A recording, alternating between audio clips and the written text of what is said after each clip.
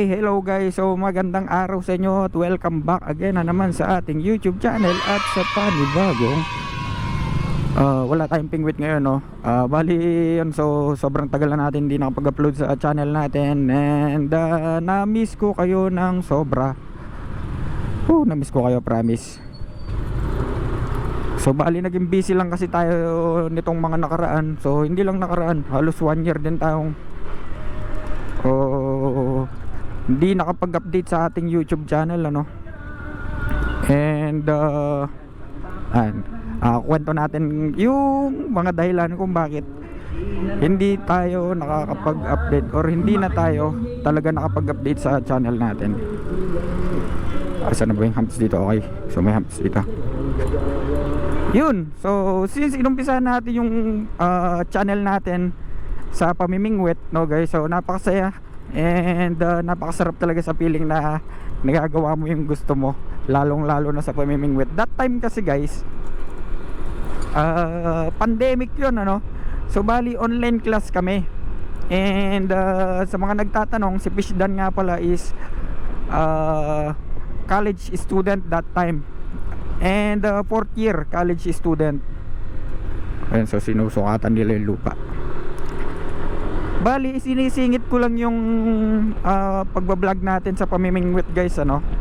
Kasi nga online class kami sa bahay. And hilig din natin mamingwit. Kaya habang online class, yun, gumawa tayo ng channel. And yun, nakapamingwit tayo. At dun nakilala si Fish Dan TV. Then sa mga sumunod na araw, kung napansin nyo, hindi na tayo talaga nakapag-upload. Kasi nga that time nagtitesis na kami. So defense time na anong time na yon. Kaya biglang nawala sa YouTube si Fish Dan TV. And after natin magtesis, syempre graduation, napakaraming ganap sa buhay ko, sa buhay natin na hindi natin na-i-update sa YouTube channel natin. Kaya nanahimik si Fish Dan at walang upload sa mahabang panahon. Ayan. So kung naaalala nyo to guys, itong lugar na to, ayan. So namingwit din ako dito. Namingwit din kami ni Batang Fisher diyan, diyan sa Gatchawin Pumping Station. Ayan.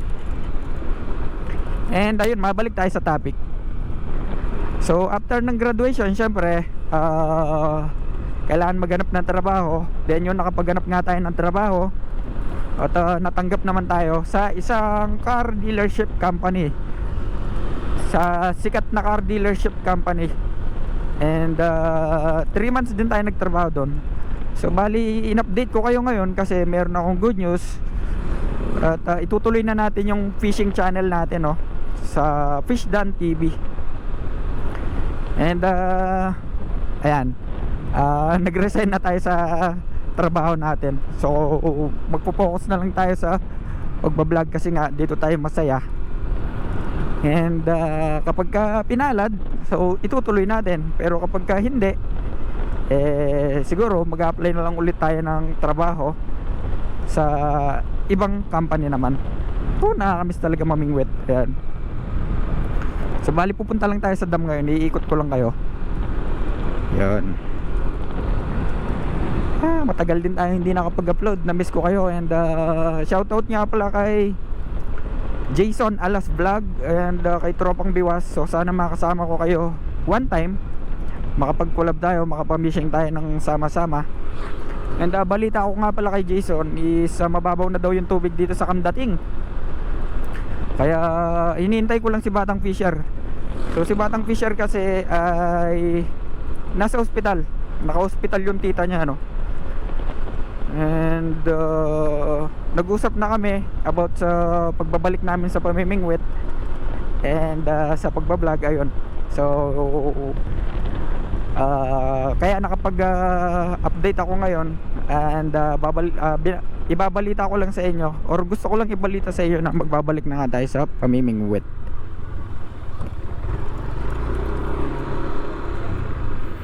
And sa pagkakabanggit ni, may motorcade na naman. Sa pagkakabanggit ni Batang Fisher, Eh bukas yata lalabas yung tita niya. Okay, so off muna natin, baka makapiright tayo.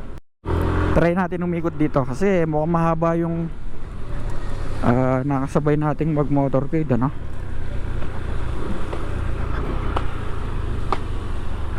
Mukhang di pa pwedeng daman. Saan kaya itong daanan na to?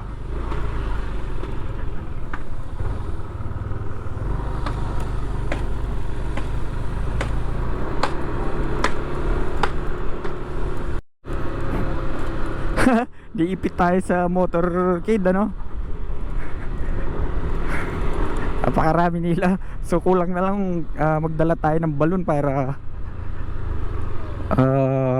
kunwari kasama tayo. Okay, so malapit na tayo dito sa dam. Ilang percent pa ba? Okay, so 46% pa yung battery natin. Ikot tayo sa dam. Baka bukas magpipishing kami ni Batang Fisher. Hinihintay ko lang talaga si Batang Fisher, no? At excited na akong mag taw-taw. Nakakamiss lang magtaw-taw. Kaya pagka-resign natin, dito tayo agad dumiretso. Ayun. Uy, may nagmamami. Sarap kaya yung mami niya dito. Right. Nakakamiss yung tubig. Kumusta na kaya yung pamingwit ko, no? Matagal-tagal, sobrang tagal ko na rin hindi siya nahawakan. And ayun, so update ko kayo. At bumili nga pala ako ng dalawang bagong pamingwit. Malit lang, 1.8 yata yun. Sugay lang. So bali, tatlo na yung pamingwit natin. And napakaganda ng lugar, napakaganda ng view, sariwang hangin. At nakaka-relax.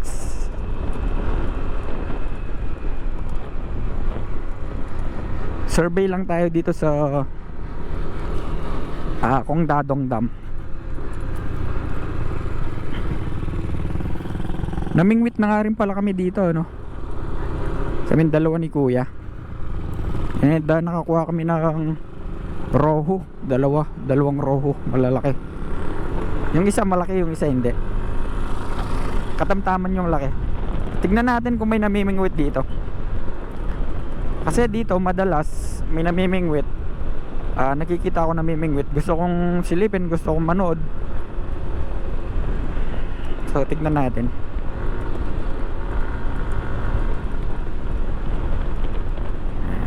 So dyan lang sila madalas sa tabi, guys. Hindi ko alam kung ano yung mga nahuhuli nila dyan. Ayun, meron nga namimingwit. Ayan.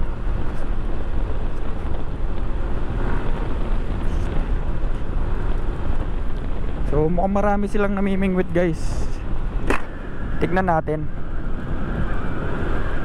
Nakakamiss talaga mamingwit.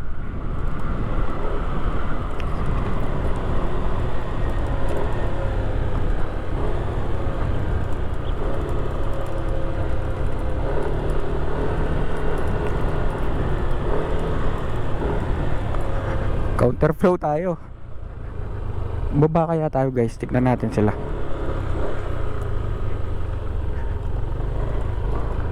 May daanan ba dito?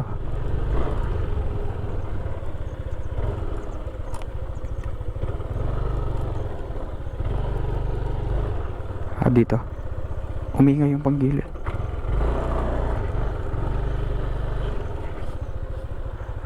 Yan, so walang daanan. Nandun sa kabila pala yung daanan. Pero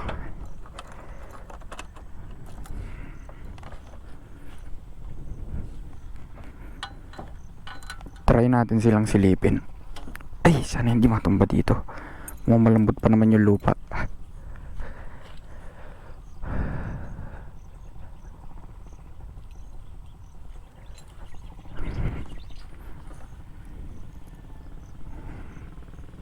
Pwede na siguro dito. Hindi na siguro mawawala dito. Okay, namatay yung ano natin.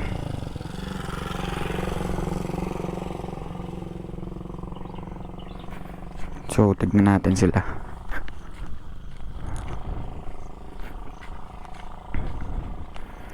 Ito nga pala yung dam kung saan kami namimingwit. And ayan, so na-recrap na siya. So punta tayo mamaya doon. Tignan lang natin kung marami silang huli.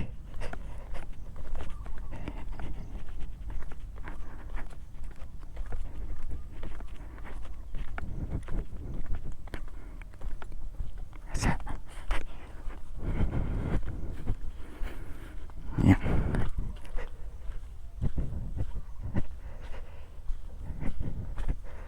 Yung maputik palindahanan dito. Dito tayo sa gilid. Putik yung daanan.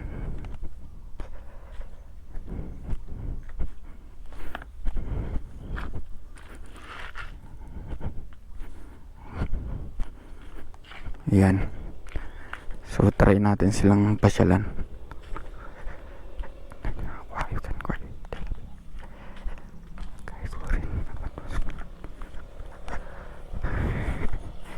Malay mo, kakilala pala natin, diba?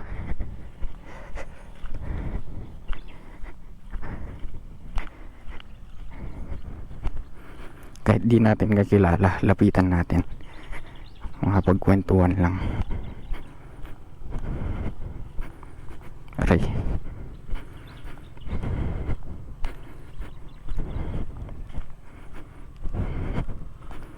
yan o.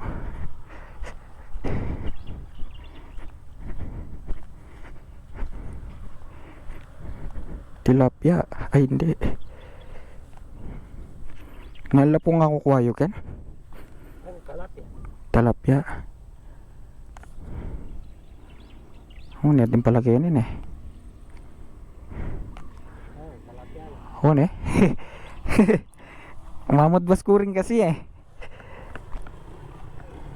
Ito pala kainin eh. Ito pala ngasan kainin eh. Yakaral na kayo, koy.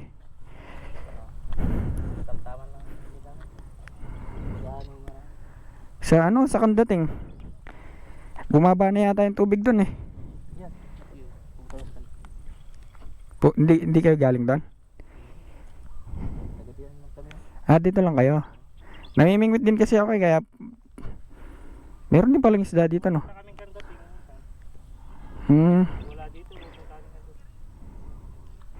No rin banda ka rin ko, ikeng kaya pritel. Kering mamad was eh. Okay yun guys, so ang dami nilang nahuli, no? Nagipagkwentuhan tayo ng bahagya sa kanila kuya. And nakakamiss mamingwit, ang dami nilang nahuli. Kitang kita ko yung bawat pagangat niya, mamula-mula, good size. Medyo napaisip ako nung kunin yung pamingwit ko ngayon. Ang dami palang tilapia dito. And nabanggit niya na meron palang pabrika ng feeds dito, yung sako pabrika ng feeds, kaya dun sa spot na yun naparami nila yun, no? And medyo umuwi na ako kasi naiinggit na ako nakita na rin naman natin na meron na talagang tilapia dun. Okay, ang dami nilang nahuhuli guys. So ikot tayo dito sa may dam. And bukas magsiset kami ni Batang Fisher. Alright, so kita-kits na lang bukas sa next episode ng fishing activity natin. Kaya hindi na ako dediretso dun. Uwi na lang ako, set up ko yung binili kong bagong pamingwit na dalawa. Okay, so bali hanggang dito na lang guys, ano. Naabangan nyo yung fishing activity namin bukas. Alright. Init. Okay, so bali hanggang dito na lang guys. And kita-kits na lang tayo bukas.